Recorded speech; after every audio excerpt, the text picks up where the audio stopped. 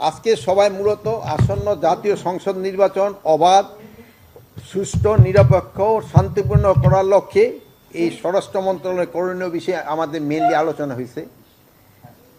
আপনারা এক নম্বরে ছিল আসন্ন জাতীয় নির্বাচন সামনে রেখে দেশের শান্তি ও সুষ্ঠু ভোট প্রক্রিয়া নিশ্চিত করার জন্য যে কোনো বিশৃঙ্খলা সৃষ্টিকারী ব্যক্তি বা গ্রুপকে চিহ্নিত করে আইনের আওতায় এনে তাদের বিরুদ্ধে কঠোর ব্যবস্থা গ্রহণ করা। আসন্ন জাতীয় নির্বাচন অবাধ ও সুষ্ঠু নিরপেক্ষ সম্পন্নকরণ নিশ্চিত করতে সংশ্লিষ্ট সকল সংস্থার সমন্বয়ে একটা সুস্পষ্ট কর্মপরিকল্পনা প্রণয়ন করা। 3 ছিল আসন্ন জাতীয় নির্বাচন অবাধ, সুষ্ঠু, নিরপেক্ষভাবে অনুষ্ঠান নিশ্চিত করতে মাঠ পর্যায়ে জেলা প্রশাসক, পুলিশ সুপার, উপজেলা নির্বাহী অফিসার এবং ওসিদের নিরপেক্ষভাবে কাজ করার নির্দেশনা প্রদান করা। 4 ছিল আইন শৃঙ্খলা বাহিনী সহ নির্বাচন সংশ্লিষ্ট কর্মকর্তারা যাতে কোনো আইন বহির্ভূত কাজ না করে সেই বিষয়ে নির্দেশনা প্রদান করা। 5 ছিল আসন্ন জাতীয় সংসদ নির্বাচনে নিরাপত্তা নিশ্চিত করতে ঝুঁকিপূর্ণ সকল ভোট কেন্দ্রে সিসিটিভির ক্যামেরা স্থাপন ও কার্যকর মনিটরিং ব্যবস্থা করা। তাছাড়া আইন শৃঙ্খলা বাহিনী সহ নির্বাচনে সংশ্লিষ্টদের জন্য পর্যাপ্ত সংখ্যক বডি অন ক্যামেরার ব্যবস্থা করা। 5 ছিল গত 2014, 18 এবং 24 সালে জাতীয় সংসদ নির্বাচনে দায়িত্ব পালনকারী ব্যক্তিদের আসন্ন নির্বাচন যথাসম্ভব তাদের দায়িত্ব থেকে অব্যাহতি দেওয়া। আসন্ন জাতীয় সংসদ নির্বাচন কেন্দ্র করে আইন শৃঙ্খলা পরিস্থিতি অবনতি যেন না ঘটে সেই জন্য আইন শৃঙ্খলা বাহিনীর টহল ও গোয়েন্দা নজরদারি জোরদার করা।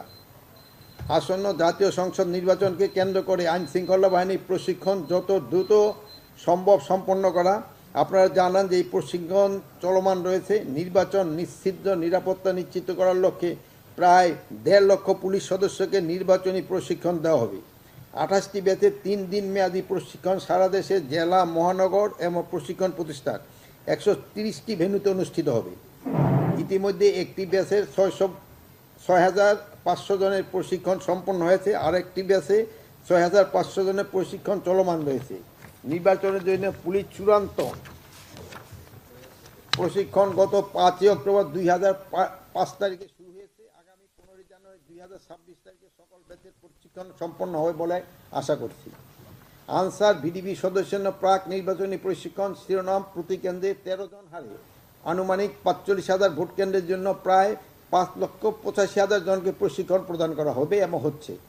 তন্মধ্যে 1,35,000 জনকে অস্ত্রসহ এবং 4,50,000 জনকে নিরস্ত্র প্রশিক্ষণ প্রদান করা হচ্ছে। আগামী জানুয়ারি মাসের মাঝামাঝি সময়ে আনসার ভিডিপি সদস্যদের প্রশিক্ষণ শেষ হবে। তাছাড়া জাতীয় সংসদ নির্বাচনকে স্ট্রাইকিং ফোর্স হিসাবে আনসার ব্যাটালিয়ন সদস্যরা নিয়োজিত থাকবে। এর জন্য 3,107 জন রিক্রুট সিপাহীকে প্রশিক্ষণ প্রদান করা হচ্ছে। এবার নির্বাচনে বিজিবির প্রায় 1100 প্লাটুনে 33,000 সদস্য নিয়োজিত থাকবে। ইতিমধ্যে 60% নির্বাচনী প্রশিক্ষণ সম্পন্ন হয়েছে। এবছর প্রায় 31,000 প্রশিক্ষণ সম্পন্ন হবে বলে আশা করছি। এছাড়াও সশস্ত্র বাহিনীর সদস্য মোতায়েন করা হবে। আসন্ন ত্রয়োদশ জাতীয় সংসদ নির্বাচনে সীমানা পুনর্নির্ধারণকে কেন্দ্র করে আইন শৃঙ্খলার পরিস্থিতি যেন অবনতি না ঘটে সেই বিষয়ে প্রয়োজনীয় ব্যবস্থা গ্রহণ করা হবে। তাছাড়া আরও কিছু গুরুত্বপূর্ণ বিষয় আলোচনা হয়েছে। এর মধ্যে ছিল ফ্যাসিস্ট আওয়ামী লীগের ঝটিকা মিছিল, যেটা আগের তুলনায় অনেক কমে এসেছে। পার্বত্য চট্টগ্রামের পরিস্থিতি এখনও শান্ত ও ভালো রয়েছে, বাট সেখানকার আইন শৃঙ্খলার পরিস্থিতি নিয়ন্ত্রণে রয়েছে। ফ্যাসিস্টদের লোকজনকে শারদীয় দুর্গাপুজো অনুষ্ঠান যাতে শান্তিপূর্ণ অনুষ্ঠিত না পারে সেই জন্য বিভিন্ন ষড়যন্ত্রের চেষ্টা করেছিল, কিন্তু ফ্যাসিস্টদের কিছু বুদ্ধিজীবীও এতে ইন্ধন জুগিয়েছিল। কিন্তু আইন শৃঙ্খলা বাহিনীর সক্রিয় তৎপরতার কারণে এবং প্রশাসনের তৎপরতার কারণে তাদের এই চক্রান্ত নকশাত করা সম্ভব হয়েছে। সকলের সহযোগিতায় শারদীয় দুর্গাপুজো উৎসব নিরাপদ, শান্তিপূর্ণ, উৎসবমুখর পরিবেশে অনুষ্ঠিত হয়েছে। এছাড়া মাদকের ক্ষেত্রে আমাদের একবার 0 টলারেন্সের নীতি গ্রহণ করা হয়েছে। আপনারা জানেন যে কক্সবাজারের থেকে মাদকের আসার সংখ্যাটা কিন্তু কমছে। এটা কিন্তু যেন শূন্যের কোটে আনা যায়, এই জন্য আমরা ব্যবস্থা নিচ্ছি। শুধু বাহাদুর নয়, মাদকের গডফাদারদের আটক করে আইনের আওতায় আনার নির্দেশ প্রদান করা হয়েছে। এটা ছিল মোটামুটি আমাদের আজকে আলোচনার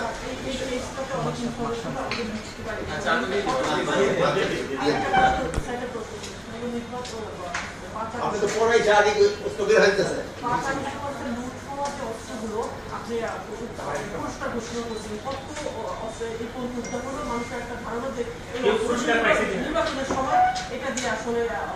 এবং এইটা আমি আইজি সাহেবের সাথে কথা বলে হয়তো আপনাদের পরে জানাতে পারবো, পরে মিটিং হয়তো জানাতে পারবো। না, নির্বাচনের সময় অস্থিতিশীল যেন করতে না পারে এই ব্যবস্থা করা হচ্ছে। সমস্ত তো সবসময় কোনো সময় উদ্ধার করে না। এটা কিছু অর্থ তো বাইরে থাকবে, এই জন্য তো আইন শৃঙ্খলা। যদি সবকিছু উদ্ধার হয় তো স্বপ্নরত আইন শৃঙ্খলা বাইরে রাখতো না, নর্মাল ইলেকশন হয়ে যেত। এই না, কোনো ধরনের অসুবিধা হবে না, নির্বাচন আলাদা দিলে ভালো হবে।